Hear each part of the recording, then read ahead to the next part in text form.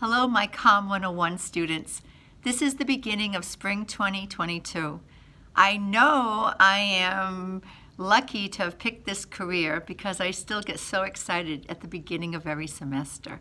I love the idea of rebirth, something new, right? And the potential, the limitless potential of what you are going to contribute and what kind of experience you're going to have in this class. I don't know, and neither do you. So it's an experience. I call it a COM 101 experience. It's not quite like boot camp because there aren't any particular drills, but it is an exercise in willing to be a participant. The presentations that you create from your own skill set, from your own interest, from your own natural curiosity, from you, is what makes the class. Every COM 101 class that I have taught from right now and back to 1978, a long time, no two have been alike, and it's because of you. I was looking at the syllabus today thinking, how would I best explain the importance of the syllabus to the students? So I thought, well, grades, right? Everyone wants to know, like, where's the grade coming from? How am I being graded? What is this going to be like, right?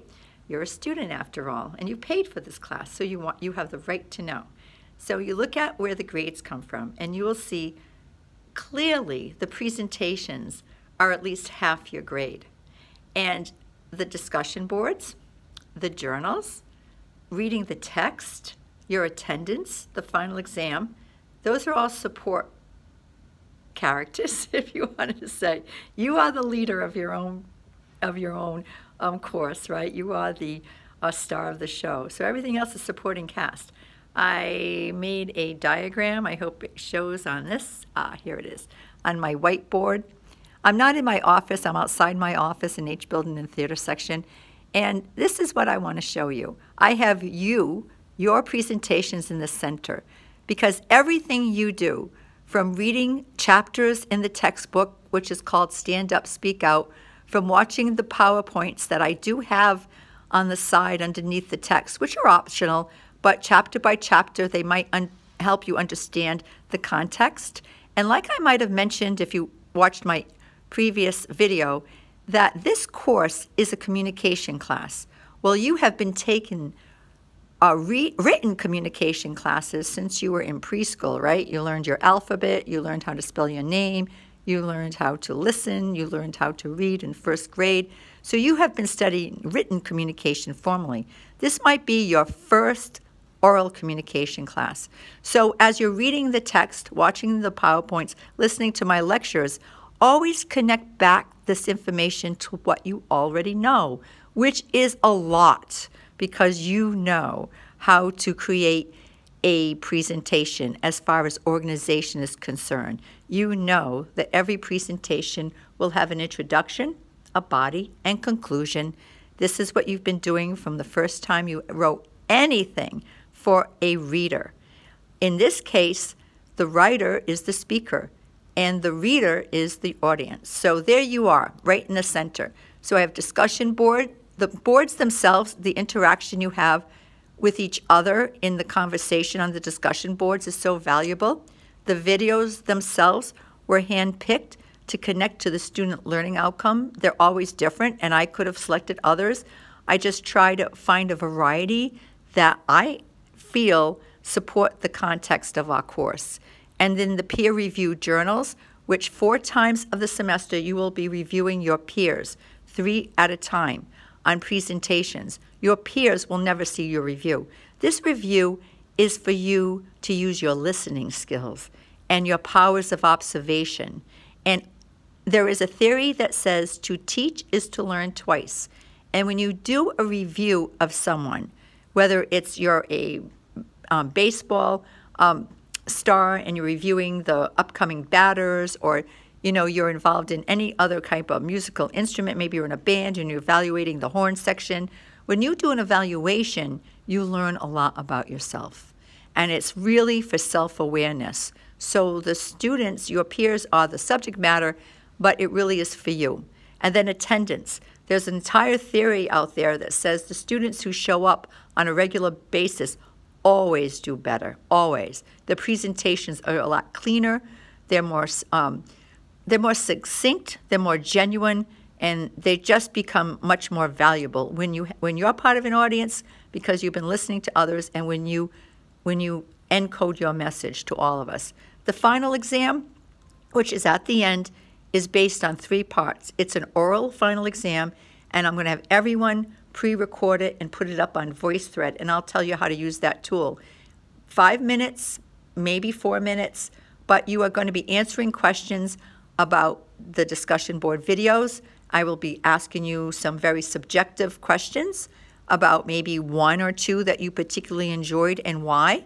And then the journals of all the students you have been observing this semester. Could you pick 1 or 2 that you particularly felt you learned something from or that you enjoyed and why?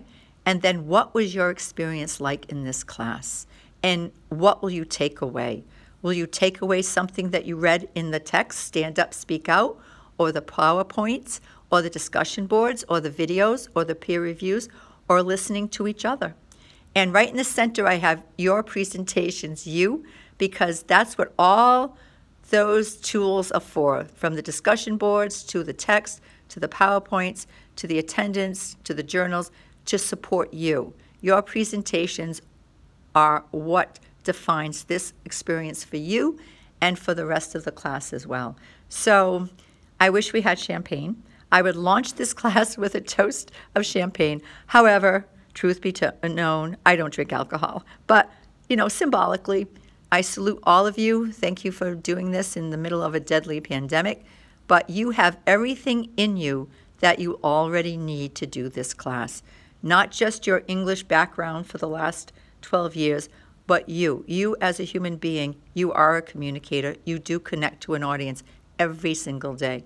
So this is just paying more attention, being more aware of your strengths, working on your own challenges, and being accepting of the outcome. You will be your worst critic. It won't be me. It won't be the class. It'll be you. So be kind to yourself. Have fun. Enjoy the body of work that you will be producing. Most students find that very proud of what they do, and that's so important, to make yourself proud. All right, I'll come back. I'm looking at you now.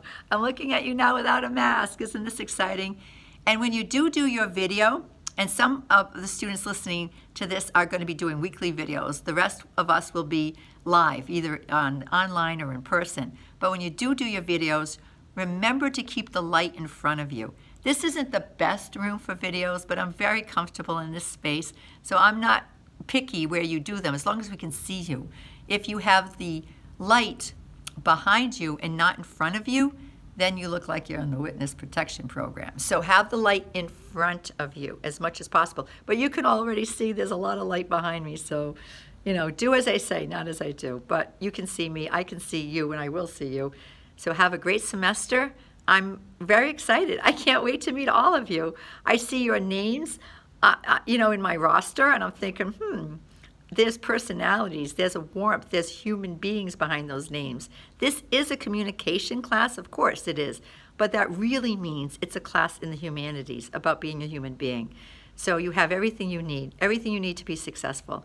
Just like what happened to Dorothy at the end of The Wizard of Oz, when she went to see the Good Witch, and the Good Witch said, well, what do you want? What wish can I grant for you? It's not a heart, it's not a brain.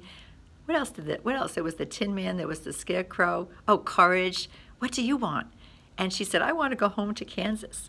And the Good Witch looked at her and said, go home? You've always had the power to go home. Just click those ruby slippers and you'll be home. And I look at you and I say, you've always had the power to be a public speaker, because you are a public speaker. We're just here, luckily, we're here to witness your experiences as you practice, just like anyone else would practice.